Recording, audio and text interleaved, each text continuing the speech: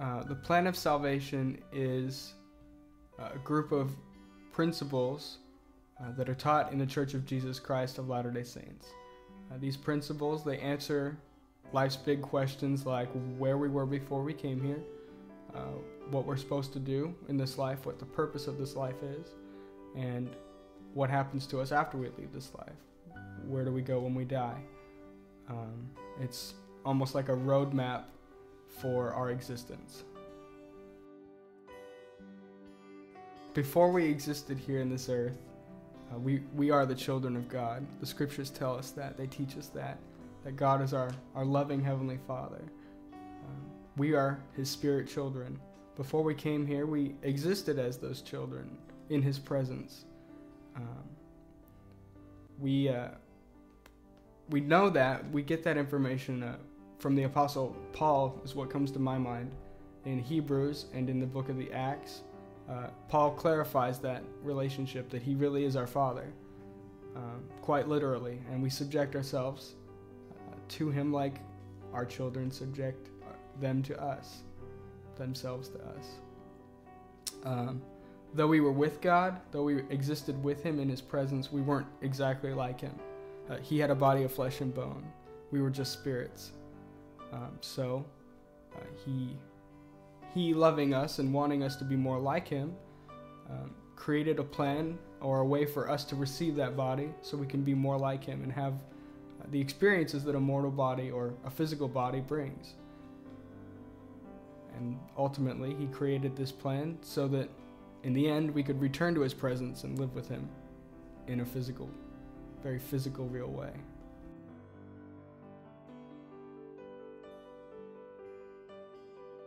God created that plan so that we could gain our physical bodies, but in order to do that, we need a place to go to get them. God created, we know from Genesis chapter 1, the earth, and He created everything in it so that we would have that place to learn and to grow and to gain the experiences from a mortal life that would be necessary to become more like Him. He then created Adam and Eve. They were the first two people on this earth. We also know that from Genesis and from other places in the scriptures. It talks a lot about Adam and Eve. And He gave them two commandments. He told them not to partake of the fruit of tree of knowledge of good and evil, and to multiply, replenish the earth, and have children so that we would be able to come here, to create the bodies for His other spirit children, us, so we can fulfill His plan. Adam and Eve, they remained in the Garden of Eden in a state of innocence and perfection until they transgressed God's law. They did partake of the fruit of the tree of knowledge and of good and evil, and they were, according to Genesis, after that, cast out of the garden. They were no longer in the Lord's presence.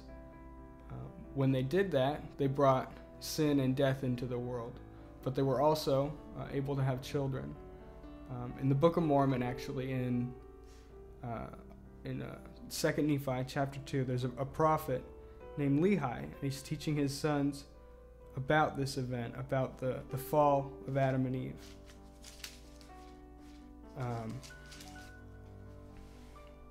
He says in verses 22 to 24, it says, "And now behold, if Adam had not transgressed, he would not have fallen, but he would have remained in the Garden of Eden, and all things which were created must have remained in the same state in which they were after they were created, and they must have remained forever and had no end, and they would have had no children, wherefore they would have remained in a state of innocence, having no joy, for they knew no misery, doing no good, for they knew no sin.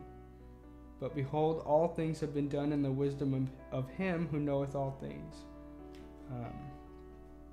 And in verse 25 it says, "Adam fell that men might be, and men are that they might have joy." If Adam had not transgressed, if they had not partaken of the fruit of the tree of knowledge and of good and evil, we would not have had the opportunity to come here to this earth.